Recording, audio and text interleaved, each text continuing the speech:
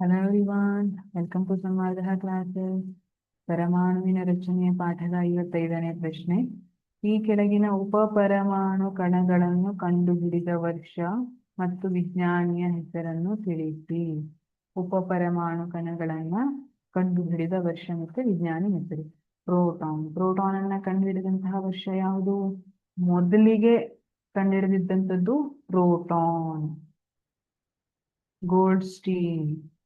1886ರಲ್ಲಿ Goldstein ಅನ್ನುವಂತಹ ವಿಜ್ಞಾನಿ proton ಅನ್ನ ಕಂಡುಹಿಡಿತಾರೆ. ಇದನ್ನ ಅವರು ನಳಿಕಾ ಕಿರಣಗಳು ಅಂತ ಕೂಡ ಕರೀತಾರೆ. ಇವು ಆನೋಡ್ ನಲ್ಲಿ ಉಗಮವಾಗಿತ್ತು, ಕ್ಯಾಥೋಡ್ ನ ಕಡೆ ಚಲಿಸಿತ್ತು. ಯಾಕಂದ್ರೆ ಪ್ರೋಟಾನ್ಗಳು ಏನಿದೆ ಅವುಗಳ ಚಾರ್ಜ್ ಏನಿರುತ್ತೆ, ಪಾಸಿಟಿವ್ ಇರುತ್ತೆ.